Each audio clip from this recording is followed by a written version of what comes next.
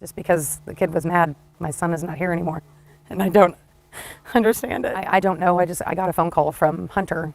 He was screaming that Austin had been stabbed. I was at work, and so I drove. I work in Grapevine, so I drove up to the hospital straight away. I actually beat the ambulance there.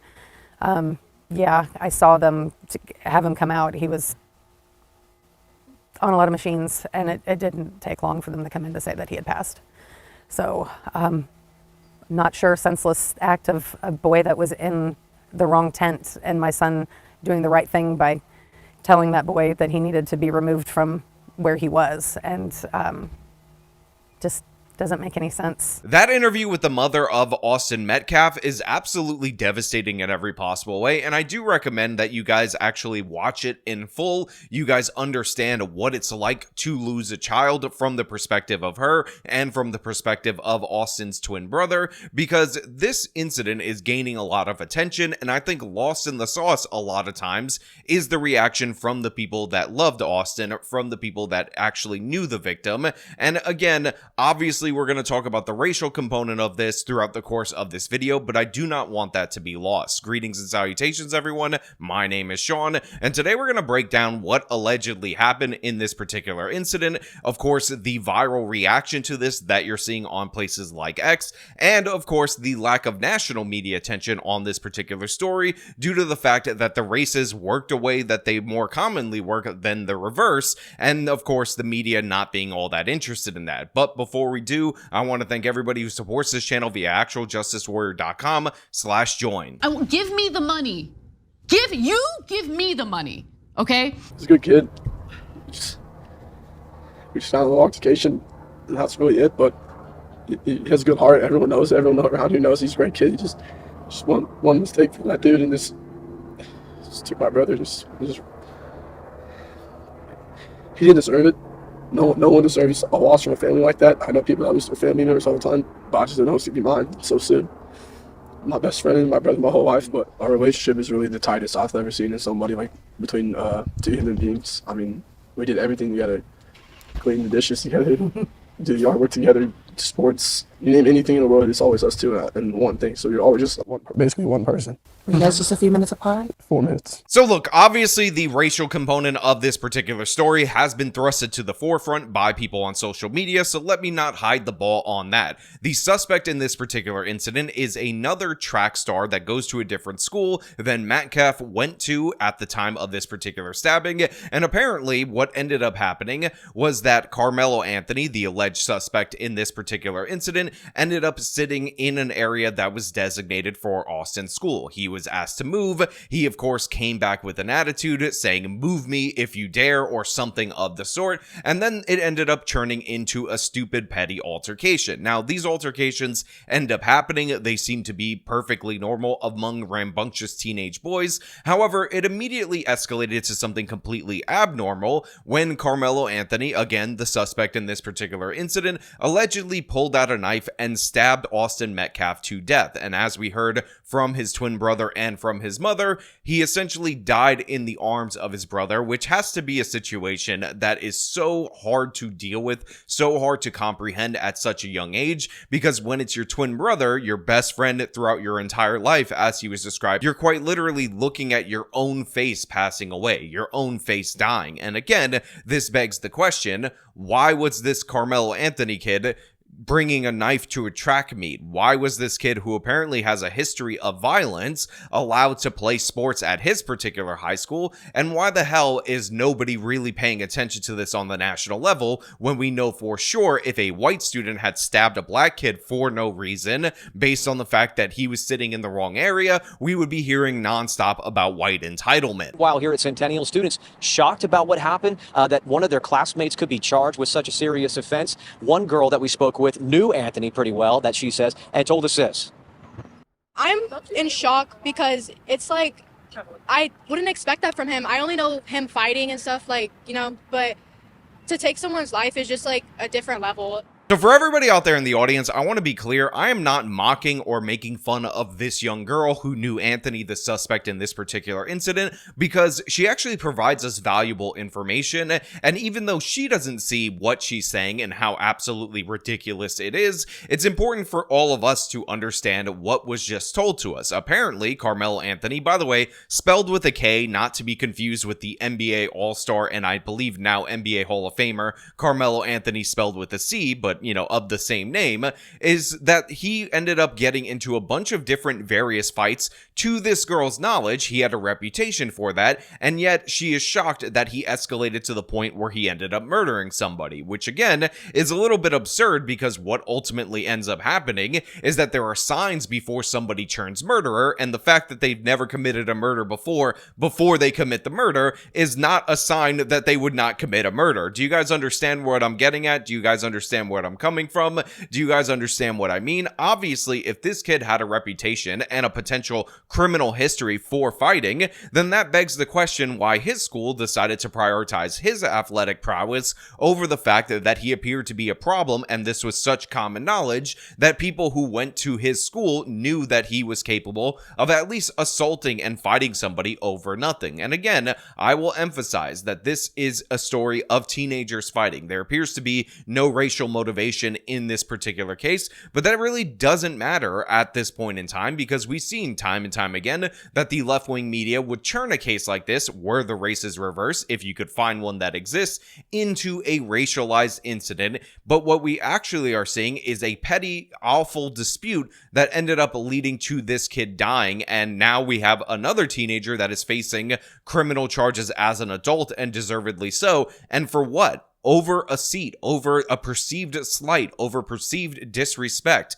It's not worth it. And again, I've showed you clips of the brother, I've showed you clips of the mother, but now I want to show you this clip of the father because it really is quite telling how important to this family and how important to this community Austin was. I was able to watch and be blessed so much. But having both my sons are amazing. When Jeff Metcalf was diagnosed with cancer 9 years ago, his boys were his strength. Now cancer-free, it's his faith that's keeping him strong. And when I kissed his forehead today, as his body was cold, I ran my fingers through his hair. I told him it's not goodbye. It's see you later. I'll join you at some point too, son.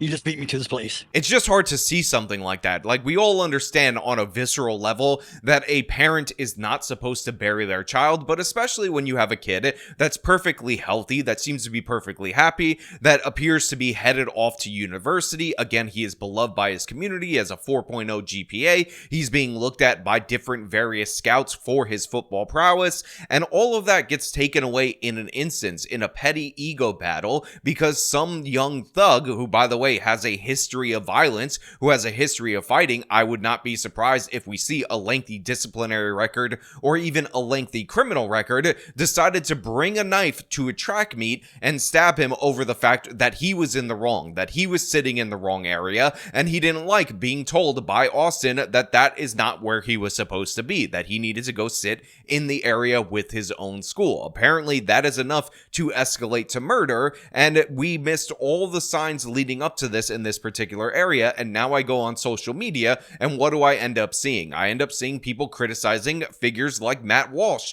for talking about this crime, for pointing out that if the races were reversed in this particular instance, it would get national media attention, but now people are trying to bury it. And then in the replies to that, people are talking about poverty, how we need to arrest poverty. We need to figure out what poverty was wearing because a black kid stabbed a white kid. Therefore, for some reason, the main issue is poverty and socioeconomic status. Again, he apparently killed this guy because he's an innocent Beba angel who is trying to feed his starving family, even though we understand that this was a petty dispute, somebody who brought a knife, so obviously was looking for trouble, and he acted in a crazy, irrational way that should not be attributed to his poor status. Many a broke people, many a poor people managed to figure out that it's not acceptable to stab teenagers in the heart in order to kill them, but I guess in this particular instance, we have to pretend that Karmelo Anthony is the victim, even though he is undoubtedly the perpetrator. And by the way, I understand that people have been trained and disciplined in such a way that they have to talk about this in terms of a crisis on both sides,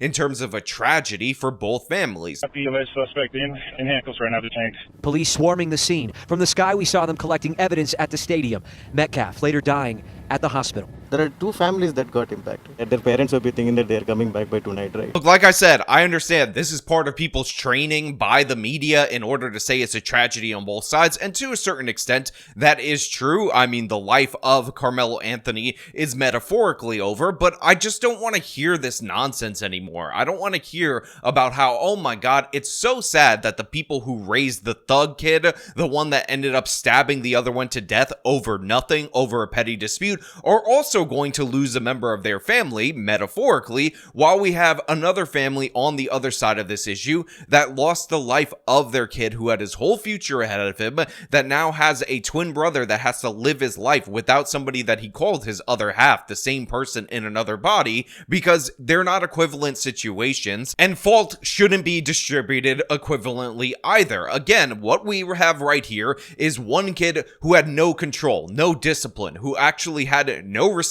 for anybody else, who felt entitled to go wherever he damn well pleases and get into fights with people who ever challenged him. And then we have another kid who appears to have done everything right in his life. He happened to be in a God-fearing home. He had a lovely family. He was the key support mechanism along with his brother for his father while he had cancer. He was going to turn out to be a great individual and impact this world with positivity.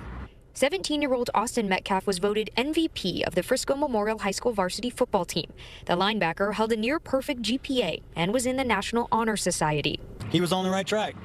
He was doing everything right. I was so proud. Jeff Metcalf never imagined that his son's future would be cut short. And him leading this wonderful life where he was dedicated to his grades, he was dedicated to keeping himself in shape in order to make something out of himself, was cut short by a thug, by a brute who just, again, had a petty dispute with him and, of course, has terrible conflict resolution skills in that he decided that the best mechanism in order to say, I want to sit in your particular tent, is that I'm going to stab you to death in order to do so. I hope they throw the book at that kid. I hope he gets a lengthy sentence. We're talking life. He's age 17, the suspect, so death penalty is off the table. But if he was 18 years old, I would be pursuing that, because you can't have somebody with this low impulse control, with this escalation pattern to violence that we hear about from even his classmates, out on the streets again.